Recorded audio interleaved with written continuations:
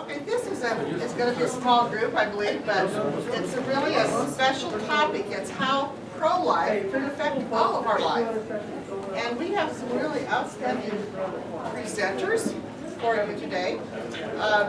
Somehow they didn't send me the bios, and I kept trying and didn't get them. So in the interest of those who I do have and instead of those I don't, I'm going to have each one of them stand first before we get into the presentations and tell you who they are, what they've done, and why they're able to speak on this topic.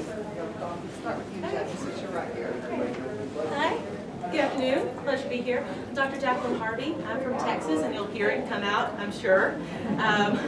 I represent the Euthanasia Prevention Coalition International. I lead the USA affiliate, and I'm also I teach political science at Harvey State University. Go Texas! My job is protecting life after birth from threats, euthanasia threats to denial of medical treatment, particularly the denial of feeding tubes, food and water for tubes. So medical neglect, assisted suicide, and that sort of thing. So I'm going to talk about the threats to life after birth today, and historical development, where we are, and how we can fight it, and how you can protect yourself and families, and how we can reverse course of euthanasia. Tell us a little bit about your background, your medical background that you understand about euthanasia. Oh, I'm not that kind of doctor. No, but what it is you've done. Okay, well, I have a PhD in public administration and management with bioethics, public policy and public health policy focus. That I began as a social worker, and that's how I learned about the forced removal of feeding tubes. And this is something that we don't do to animals. So I was very shocked that this is something you can legally do to a human being. So as a social worker, it disturbed me enough that I went back and I did a doctorate specifically for the purpose of fixing this issue. So my background is I've affected the laws in several states. I've overturned laws in several states, passed laws in several states, and my focus was Texas. Have you influenced others to live? Or did you live in the state where they were? I moved home to Texas to pass the latest law. Oh, great. Yeah. So. That's right. Thank you very much. Lech. Well, my name is Lech Kowalewski. Okay. Do I present myself well now? But now first. Well, we're in a pro-life movement for a very long time. Actually, I met Eva during the communist time in a Catholic student organization. And we learned there what our church teaches about the husband and wife relationship. And when we got married, we discovered very quickly something that is obvious, but it's like rediscovery of America. What church teaches is the key to happiness in marriage, And being very young and enthusiastic, we wanted to share it with others. So we started to work in Family Counseling Center. And we did no pro-life work at that time, but very quickly we realized that in Poland, in many ways, addictions like alcohol and abortion are the two things that are very destructive to family life and marriage. We just saw it while counseling these people. So this is why we tried to work in the pro-life field also. And then when Poland regained independence, we had to struggle to change the law as quickly as possible. Well, we waited a little too long. That's why our law is not perfect, because the money from IPPF kept on pouring in, and we were not fast enough. International Planned Parenthood Federation. Yes. IPPF. Yes, that's the short word. But at that time, very helpful was Jacqueline, whom you probably all know, who has passed away not long ago. He wrote a book, Abortion Questions and Answers. We managed to translate this book just before the main discussions in our parliament and publish it. And the most amazing thing was that, at the beginning when we regained independence, on one of the radio channels, you had live transmission from the parliament all the time. I turned it on. I still remember the wording of our translations. And those guys, when they were arguing the pro-life law, they didn't even bother saying it in their own words. They just opened the book and started reading questions and answers. And sometimes I felt that I knew that this guy finished at this page, just flicked a few pages and then. So Jacqueline had a great impact on the changing of the law. And we made the mistake of being too happy that we won. But the life goes on, you know, and that's the truth. In 2007, we organized the World Congress of Families in Warsaw, which was a great success, and thanks to the Howard Center and everybody from America, it was possible at all. It was a great Congress, and we also work together with my wife, spreading the pro-life news in former Soviet Union countries, so we have a lot of contacts there. Our last initiative is more of a religious one. You see, there's a tradition, in a Byzantine tradition, to carry the icon of Our Lady, who is the Ark of the New Covenant. It's a little like during the Old Testament times, when Jews were in trouble, they always took the Ark, you know, to seek God's protection, so they win the battle. And well, the same thing is with in the Orthodox tradition, for example, to carry the icon of Our Lady through the front lines. But when I ask our Russian friends, okay, show me on the map where the front line of our battle is today, the death culture, the whole world. We might as well start from one end and let's go. And it's shocking to me because I thought it would be impossible. But imagine, they took Our Lady all across Russia, from Vladivostok through Siberia, different Orthodox churches, and they all prayed for the conversion of hearts to be pro-life. And they had a lot of pro-life talks on the way, then Europe, we ended in Fatima, and then to Nazareth, which is at the Atlantic. So that's where the name came from ocean to ocean. But in the meantime, she went across North America, also from one ocean to the other, and now she is in Mexico. And amazing testimonies on the way. I don't have the time to talk about this, but if you go from ocean-to-ocean.org, you can read about it. It's a lot to read. Unfortunately, our Mexican friends are not very good in reporting, so I can't update the website too often. Thank you very much. So I used up all my time anyway. Yeah, no, you want to tell other things too. Okay. Yes. It's interesting to hear that. I'm not But Joseph before you Meany. start, I want to just. Well, Joseph, hello, Joseph. Joseph Meany's wife was ill, and so he stayed home, and I have met this wonderful woman at the UN many times, and I know that she does such a wonderful work in the pro-life cause, so I asked her if she would take his place. So with short notice and knowing that I can't possibly replace Joseph Meany, he's a wonderful speaker, he's a PhD bioethicist, and he's been doing pro-life work probably most of his life since he was a teenager. So maybe you've already had a chance to hear him speak, but if you don't, I hope you will. But my contribution has been rather short-lived. I was a clinical and research microbiologist by profession, and my husband's in the back. He and I have 6 children, so that's how I spent many years. And when the youngest left home for college, I decided to get more active in pro-life work because there was a strong conviction. And my first the work that I've been doing for about the last 9 years or so is to go to the UN in Geneva 3 times a year from home in Louisiana. I don't live in Geneva, but I go to the Human Rights Council sessions. And the UN work, as Susan knows, is at the level of dealing with the language in the resolutions, which is the only language we can really hope to alter through negotiations or through interacting with the delegates. And then also to report on documents that are written and a done deal, but that the public needs to know about. So that's what I've been doing. And let's see, I guess that's all I can say about myself. And I guess we'll talk. Yes, We'll take I'm going turns. to give your presentation. So, would you like to start? Certainly. Just move that over, or should I move? I think I can see it. You want to stand here? You want to sit there, or? Can everybody hear me? Yes. Okay. Yes. There we go. You need to come over. I feel like I should tell everybody a joke or something as I pull everything up. How's everybody doing? Tip your waitress. One night only. She's getting up. I didn't catch your name. Maybe I didn't even say Mary Langlois. L.A. Yeah, Langlois. That's a good Cajun name. Is that Langlois. Well, I have Langlois in my heritage. Oh, you do? I'm from French Canada. Oh, you're from Canada, yeah.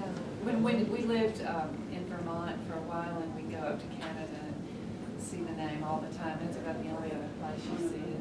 And I didn't talk about my little organization. It's the Magdalene Institute, and that part is to advocate for the right to life from conception in international fora. I also go to the Organization of American States now for about 4 years. So that's the advocacy part. And then the spiritual, I hope, will provide a spiritual background for post-abortive people to offer work, experiences, suffering, and so forth to God to demonstrate our sorrow. And then to also thank Him for His great mercy.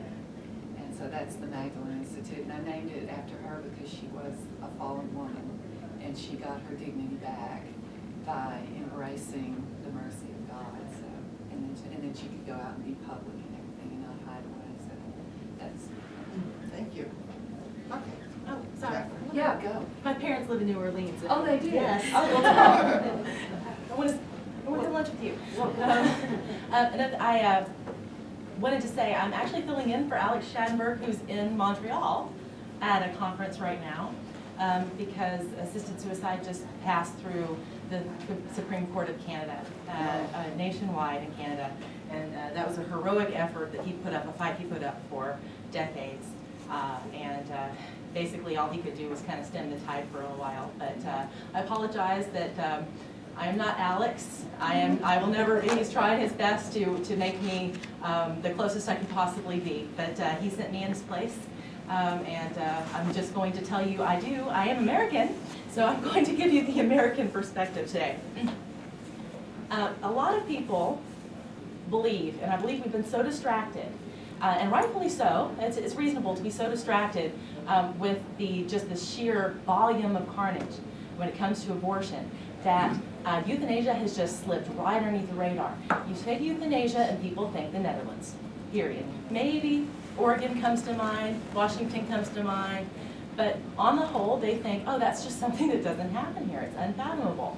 But actually, euthanasia has been legal in all 50 states in the United States of America since before I was born, in some form or fashion. If you consider passive euthanasia, if you consider the denial of food and water, and if you consider involuntary denial of food and water is medical treatment when it's clearly not. The person is not dying. They're just removing food and water as a way to kill a person. It is that we have had involuntary passive euthanasia since 1990 in this country, in all 50 states, per the Supreme Court. So I want to go through just a little bit of the lingo, I think, to understand it a little bit better. What's difficult about euthanasia, when it comes to abortion, it's pretty straightforward. You have things like ectopic pregnancies, where the goal is not to kill the baby, the goal is to save the mother. You've got some hard cases, right? You've got the whole Catholic law of double effect there. When it comes to end of life is so incredibly complicated and nuanced. It gets really complicated. I mean, it gets kind of murky. And so I want to explain a little bit of, just kind of frame the issue for you. Euthanasia can be voluntary or involuntary. I want to be killed on purpose, or I don't want to be killed on purpose, but it can also be active or passive. When we hear euthanasia, we typically think mercy killing. We typically think we're putting this person out of their misery. They shoot horses, don't they? We're going to give them a lethal injection, kind of like they do in the Netherlands. We're going to smother someone with a pillow. It's just better than whatever it is they're dealing with. That's what people think of when they think euthanasia. But there's also assisted suicide. Assisted suicide differs from euthanasia. We distinguish it as assisted suicide and euthanasia. We call it its own little separate thing, even though it's a form of euthanasia and a form of active euthanasia. Excuse me, because It's where the victim makes the final act themselves to kill themselves. Now they don't do it alone, they do it with help. They do it with a doctor's assistance. But then there's passive euthanasia. Passive euthanasia is a premature, unnatural, unnecessary death where it's not the act itself that does the killing. So it's not like a lethal injection. It is a failure to intervene. So I didn't push you overboard, but you fell, and I'm not going to throw you a life preserver. I'm not going to reach in and help you out. I could intervene and give you, I see that you just suffered an accident, but you would be left with a disability, and I think you're better off dead than disabled. That's a very pervasive mindset. Denial of ordinary life-saving care is another, way that bigotry against persons with disabilities manifests as passive euthanasia. Big one, like I said, is the denial of food and water. This is not a case where someone would die of something if there was not intervention. This is a case where they're dying because they were denied something that we would all die if we're denied. Every creature, human beings, dogs, cats, everything needs nutrition and hydration. If you take away food and water from anything, that living creature is going to die. That is a form of intentional killing. So to make it simple, it all boils down to intent. And I can always go back to this. This always is a murky thing when I'm talking to universities and things like that. It all boils down to intent. It's euthanasia if the intent is to cause death, as quickly as possible, is to cause premature death or unnatural death, or just to cause death. If your goal is death, it's euthanasia. Now, if death happens, but that's not your goal, it's typically not. To explain, we know that pain control sometimes can hasten death. Morphine can suppress respiratory function, but it's not our goal when someone is dying, when we give them morphine, it's not our goal for them to die faster. It's our goal to ease their suffering. If that is an unfortunate consequence, that was not euthanasia. Likewise, the last thing I want to happen when I'm talking to a group of high schoolers is for them to go home, put their head on their pillow and think, oh my gosh, we euthanized our grandmother because we took her off of that respirator. So denial of extraordinary treatments that prolong death or would cause an unnatural or not premature death, that's not euthanasia either. So it's important to know the distinction because otherwise it can get a little bit sensationalized and murky, and that's not what we want. The goal here is we want a natural death, we never want to kill anyone on purpose. I think that's pretty straightforward. Everyone can follow that, right? Okay, so where are we? Yeah, good, I'm so glad. So where are we in the United States? What all do we have? We got euthanasia. We got the active kind, we got the passive kind. What kind of passive kind do we have? We have the forced removal of ordinary life-saving care. We have involuntary passive euthanasia. We have voluntary passive euthanasia. Medical neglect. We have this one. We've had this one the longest, actually. Assisted suicide, since 1994 in Oregon. We now have this in 5 states. Now, we don't have the traditional legal, it's not legal, explicitly legal, to get someone to give you a direct active euthanasia. You can't go and have someone directly kill you purposefully. So that's not legal. But let's talk about how we got here, because I think this is really important, because I think it can help us predict where we're going, and I think it's a roadmap to how we get back to where we're supposed to be. So, step 1, medical discrimination. And it really begins in 1973. It begins with Roe v. Wade. Killing imperfect, and I use that word so loosely, imperfect children becomes legal before birth. We now have legal abortion. We also now have the rise of genetic testing, diagnostic tests, amniocentesis in this same time frame that can find babies that would be illegal to kill after birth. But we have sonograms too. We have all ways of finding out imperfections, clubfoot, cleft palate, Down syndrome, all these things that just make someone imperfect. We can kill them now. Well, before birth we can kill them. Well, are we that surprised that by the 1980s, parents start killing their imperfect children after birth? This starts happening a lot. Starts happening a lot. The baby doe cases in the 1980s. And what I have up there, that's a gravestone. And baby doe, I've never felt comfortable calling him that, so I've given him a name. His name is Nathaniel. So that's not his official name of record, but his name is Nathaniel. Nathaniel was born. He was born with something called esophageal atresia. And it is where, it's quite common, it's not that odd. It's where the esophagus does not go into the stomach. And you can't eat. If your esophagus doesn't go in the stomach, you can't eat. It's easily correctable with surgery. It's kind of like, hiatal hernias. I mean, you just go in there, correct it, not that big a deal, and the baby can eat. However, Nathaniel was delivered by Dr. Walter Owens. Dr. Walter Owens had a niece who had a retarded child. Oh, I forgot to mention Nathaniel had Down syndrome. And that retarded child ruined his niece's life. And he said, this baby's going to be nothing more than a blob. And there are worse things than having a child like this die. And that is, it could live, direct quote. And he said, deny the child the surgery. Do not give this child the surgery. What was the surgery they wanted to do? Just to put all you have to do is connect the esophagus to the stomach, and Nathaniel could eat. That was it. Very ordinary, very simple, something that would be considered outpatient nowadays. I mean, I don't know how invasive it was in 1982, but it would be something that would be unthinkable to deny a child, period, to deny anyone. So, went to court. The court sided with the family. Over a dozen couples offered to adopt Nathaniel and give the baby the surgery. He died, but not of dehydration and starvation. Actually, what happens is the stomach acids erode inside. And it's a very, very painful way to go. This would not have happened if Nathaniel did not have an extra chromosome more than another child.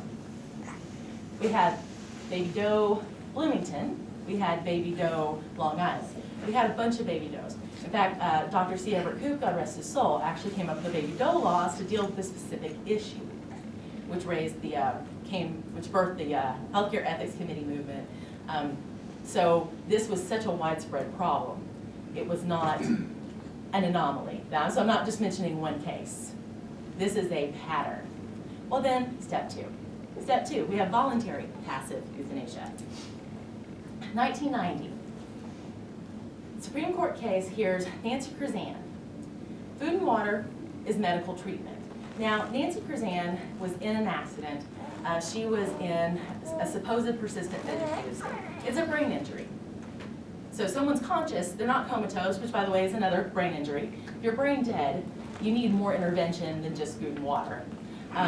So she had a brain injury, and she had no advance directive. She had nothing that indicated that she would not want food and water or would want to be starving dehydrated to death. However, her family petitioned and said she wouldn't want to live like this. She's really gone. We should be able to take away her food and water.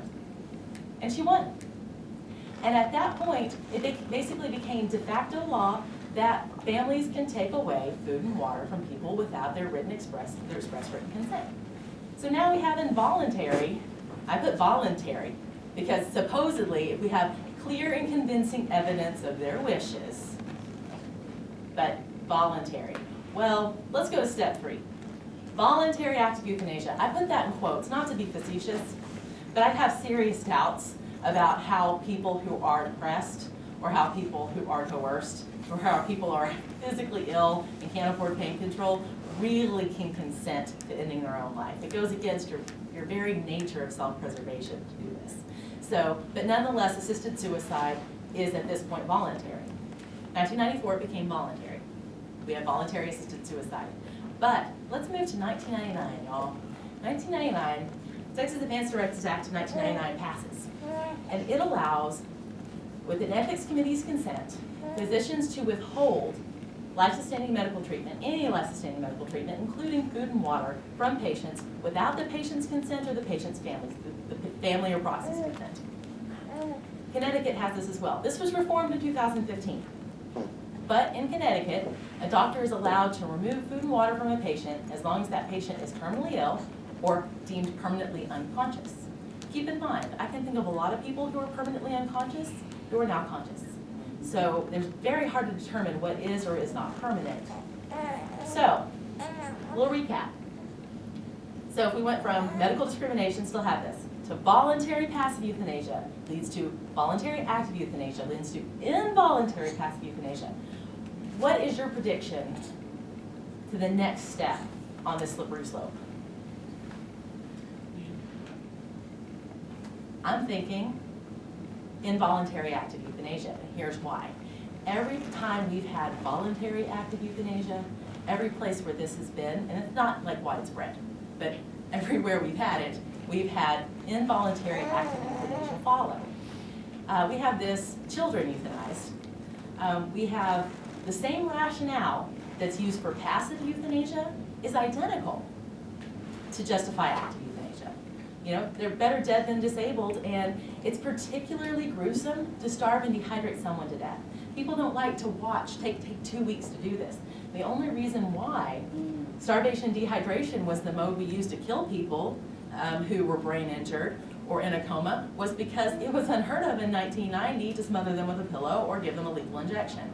It's not so uncommon. I mean, our culture is shifting so much with the acceptance of active euthanasia through assisted suicide, and even Jack Kevorkian, and he was, the champion of assisted suicide. One of his arguments in favor of assisted suicide was, do you have any idea how cruel it is to starve and dehydrate someone to death? I mean, we don't do that to animals. We should just be able to do active euthanasia.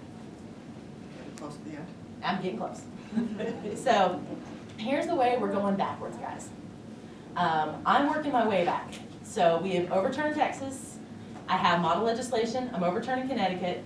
We're fighting assisted suicide at the state level. I have a court challenge we're working on for passive euthanasia. And we also have model legislation for the medical discrimination, which also includes protecting babies from discriminatory abortions. So look at this map for me. This is the target states for compassion and choices, okay? Is your state a target? If they are, I'm gonna need you to help me fight them. What means it's the target has the blue dot on it? If it's orange. Oh, if it's orange.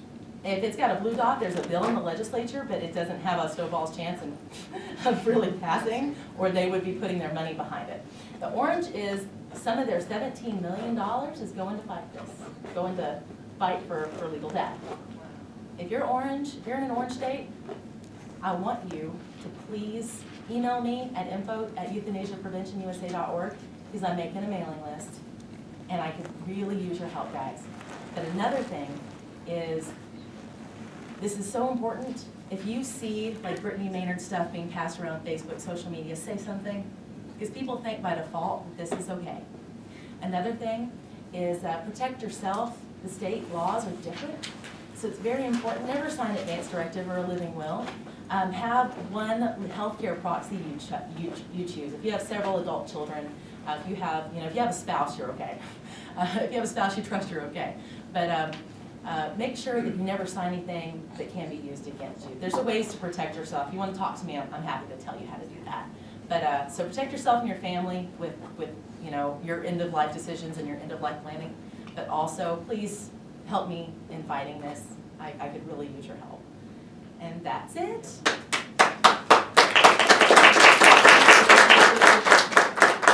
That's really wonderful, and she really can help us keep this from rolling forward. We'll bring it back. Thank you. Lech, would you like to tell us what's going on in Poland? Well, I will go back because I think you don't know the Polish history as far as abortion is concerned. We've heard today that in the world, first abortion in modern times was legalized by Bolshevik Russia in 1920. In 1920. But in Poland, the first time abortion was legal was during the Nazi time, when the German invaders simply said that for Gypsy, Polish, and Jewish, of course, women, abortion is legal. But if a German woman would do it, she would be penalized. Okay, and then one army left, the other one came in, and we were under Bolshevik occupation. The communists lasted half a century.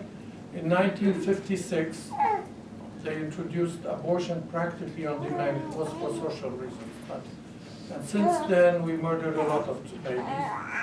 When we regained independence, one of the first things we tried to do, the whole solidarity movement, you might remember, it was all about human dignity. That was the main drive of solidarity movement.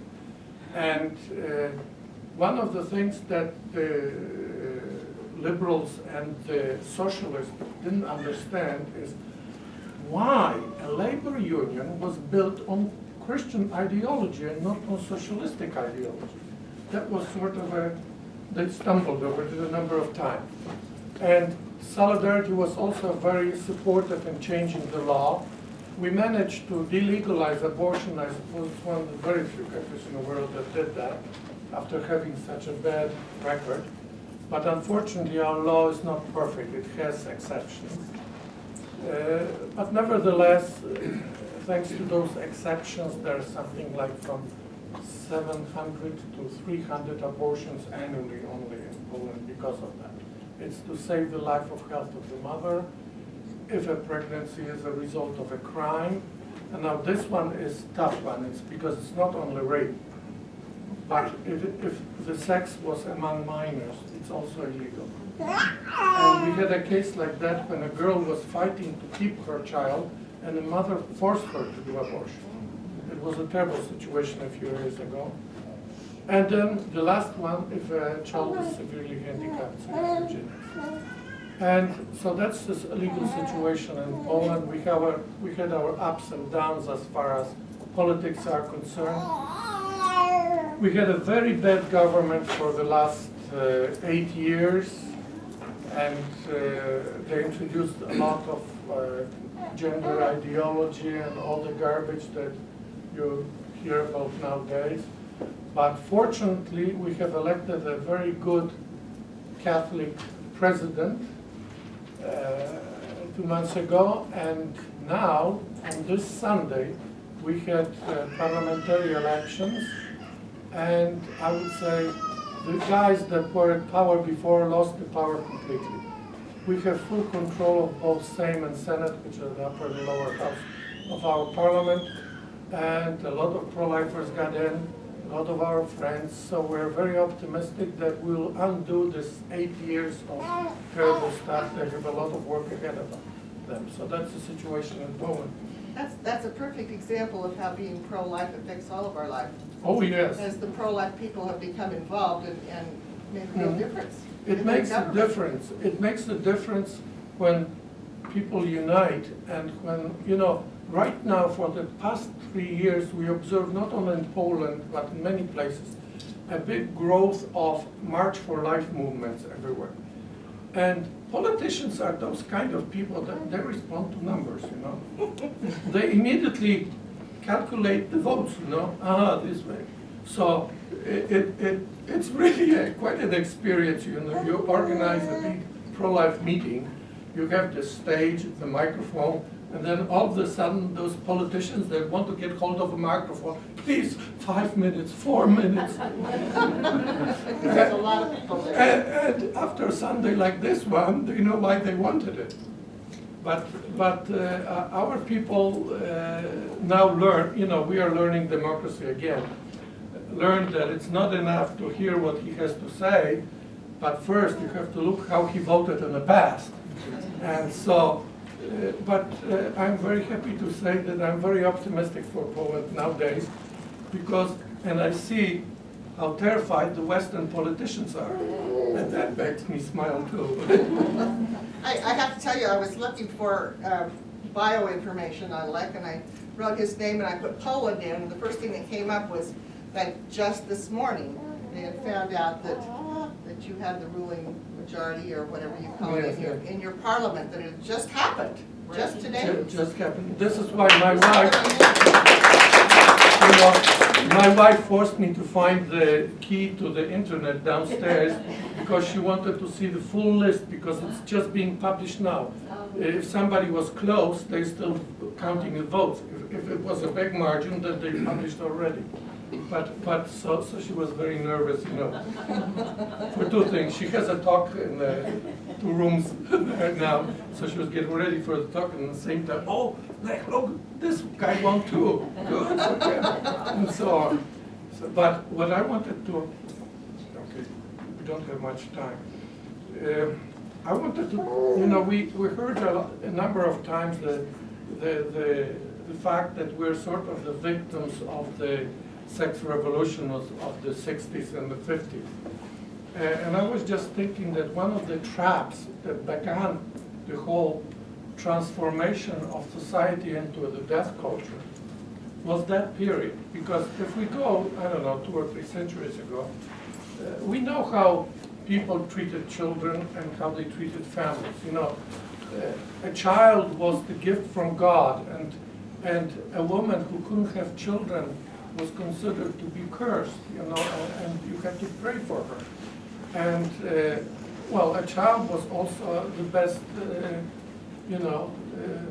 old pension plan because the state didn't take care of the elderly, it was the family. And so it really, and the experience of bringing up children, watching them grow and watching them copying us, and that it is our blueprint. We educated them, we showed them our values. And you all know the happiness of a happy family, and this is what people wanted. I remember in those days, every person I spoke with, what is your best dream? What would you like to have in life? Of course, the financial part also came up, but the most important thing, I want to live in a happy family. That was the first thing. I want to have a happy family. And now I have a cousin who lives in Germany, and her children are adults now, and one of them was just graduating university. And I said, Peter, tell me, would you be looking for a wife in Poland, or would you want to get married with somebody in Germany? And he said, listen, I haven't met a single girl on the university who is even thinking of starting a family. They are thinking about career, about travel, about fun. Oh yeah, I want to have fun with sex and so on, but that's no responsibility, no family. So it's a great change in people's minds. And how did it come about? It's during the time of sex revolution, the whole thing was separated. The pleasure was important, and the procreation part was sort of put to the side. And during those times, the contraceptives started to be sold in great numbers.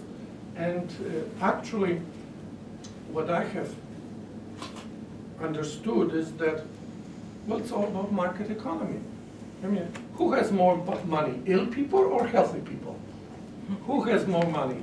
People that are active in their middle age and have jobs, or children, or, in some places elderly people have a little bit more money because they saved a lot, but in my country, each time they tried to save something, there was another war that destroyed everything, and families had to start from scratch.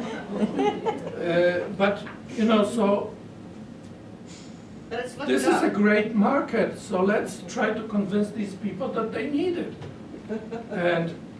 And another thing is about human freedom and about fear.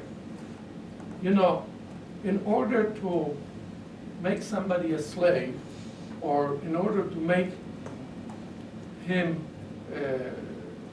dependent on you, one of the best way, at least in the totalitarian states, and believe me, I was brought up in a communist country, is to make sure that you will be afraid of everything.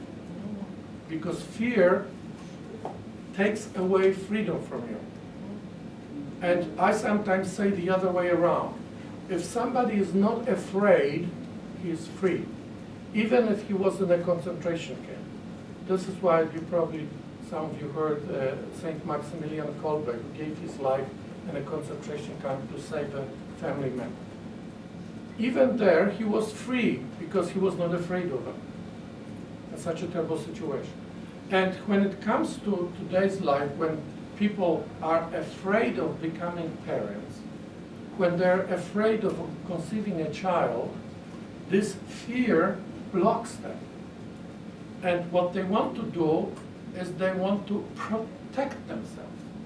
And you know, I think that Paul VI, with his encyclical Humane Vitae, and the whole idea of the fact that destroying your fertility is something bad, is not recognized by a lot of moral authorities. I think the Catholic Church is one of the few that sort of stood up here. But the problem is that contraceptives destroy fertility.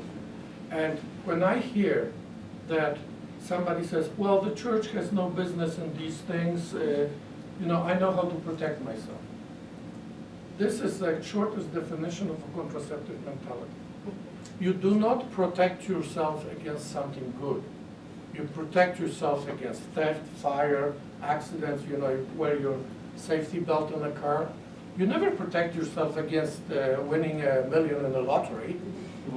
So, and this is this mentality. It is out of fear.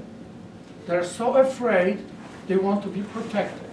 And if you take this away from them, they feel that they're betrayed because they have the right to protect themselves, because it's logical. You know, you have the right to protect yourself. But the problem is that the whole system is wrong. It's because there's a totally different approach that should be taken. You know, those people think that this enemy, human fertility, is everywhere. You know, it's you'll be hit every moment. But the problem is that we have this muscle between our ears, and the reality is that today's knowledge is the right of every woman, because this empowers her, this makes her independent, and she has the right to know how her body functions. And there is no really big deal, it's easy to learn. But the problem is, if women will learn, then the whole pharmaceutical industry will go bankrupt. So we have a big enemy. And listen, the truth is that over a period of 1 month, there's only a very few days when there's a possibility of conceiving a child. Not a 100%, just a possibility. And if you have a responsible husband who loves you, he'll respect you, because there's many times when he will know that his wife is not in the mood. And he'll respect that. He won't force himself upon her. And if he will understand, because it's usually women that are experts on fertility of the couple, and he'll respect her knowledge, they will live a very harmonious life, and they will be happy together, and they will not be destroying anything. I'm not talking about the health factor, because you know these things that women swallow are, it's not only the McDonald's that made them that big, you know, it's also the hormones they're taking. And it's, you know, a lot of problems would be solved. The husband and wife relationship will improve. But it all started from contraceptive mentality. Okay, do you want to end on that note? I think I'll just end on the note that please take the power into your own hands and don't rely on something that somebody produces. And don't be fearful. Don't be fearful. If you understand something, you'll never fear. Imagine what people thought when they didn't know where the eclipse of the sun came from. That's exactly the same situation with fertility today.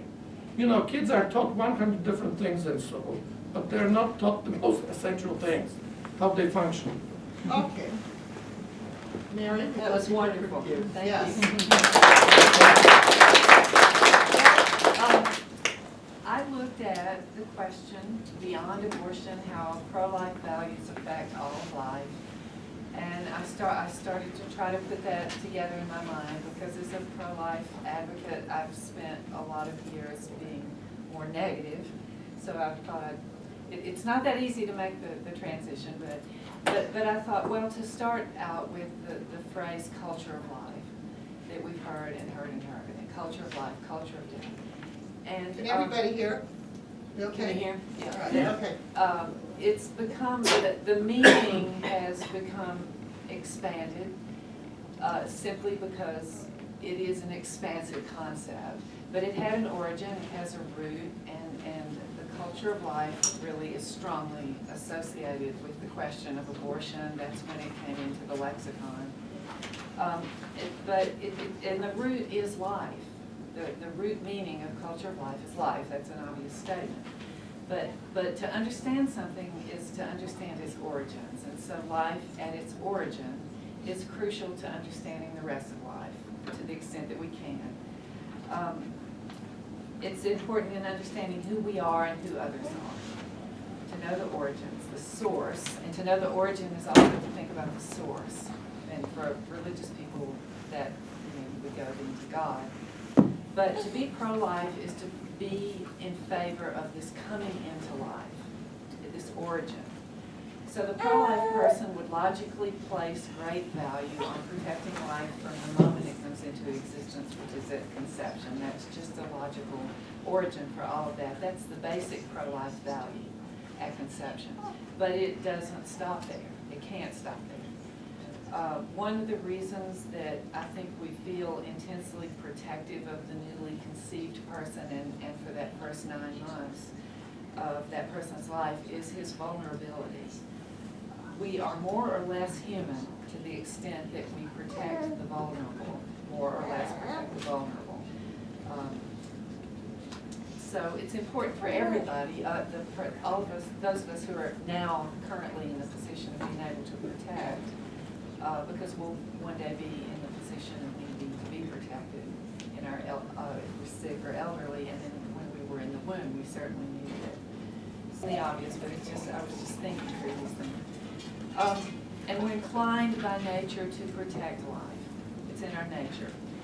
I don't want to lose my place because this was kind of short notice.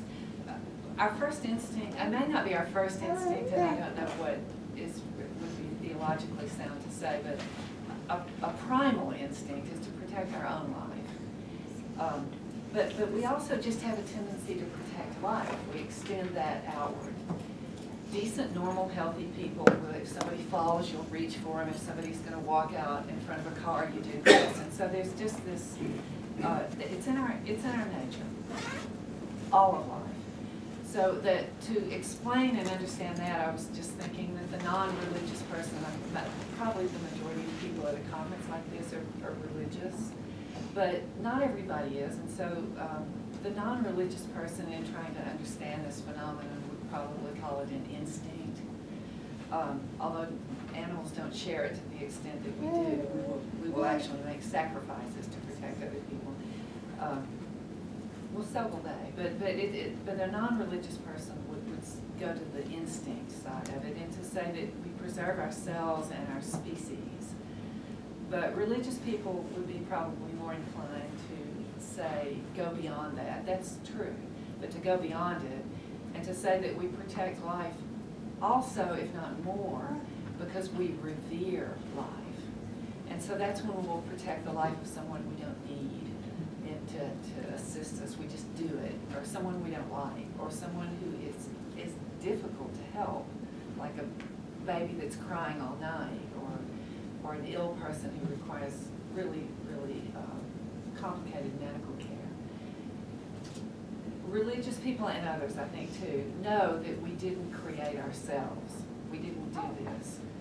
And so we have a tendency to want to honor that greater being who is the source of life. So life is not only utilitarian, it's sacred. So to a pro-life person, you'll hear, the sacredness of human life. But it's at all its stages. So then I needed to try to answer this question. So I thought, well, how does this pro-life philosophy or belief system affect all of life? And there's a lot of different directions you could go with in trying to answer that question. But practically speaking, it preserves the species. If we care for vulnerable people, We will create systems that will care for us when we need it and keep society moving. Economically, and Susan and her group know a lot about this, we need people. And politically, we need people. And for stable societies, we could have political systems that aren't so great, and democracy sometimes falters too. But for stable societies, we really need people who aren't killing each other. It destabilizes everything. You never feel safe. Children don't feel safe. Old people don't feel safe. Sick people don't feel safe. So we're not just political or economic machines. We have souls. We have emotions. And those of us who know that love God, or who acknowledge a creator, or who just love people, if you don't take it to its logical conclusion, we know empirically that society flourishes when we love each other and take care of each other. And how will it affect all of life? Well, we could think of a lot of ways, but some that occur to me where crime will decrease. And we know the numbers don't lie, the crime is increasing in modern times. And among young people and youth on youth crime and so forth, but crime will decrease. Poverty will decrease because people will find it intolerable. They'll just be too uncomfortable with it, and they'll find the best way to try to solve the poverty problem. And so how will it affect things positively? Trust will increase. And this is with the pro-life view. This is when we're safe around each other. Our children are safe before they're born. Our sick people are safe in the hospital. Trust will increase. Apathy will tend to be replaced by compassion. And so the pro-life view affects all of life. People could think of a lot more examples, but I'll end. Oh, that was wonderful.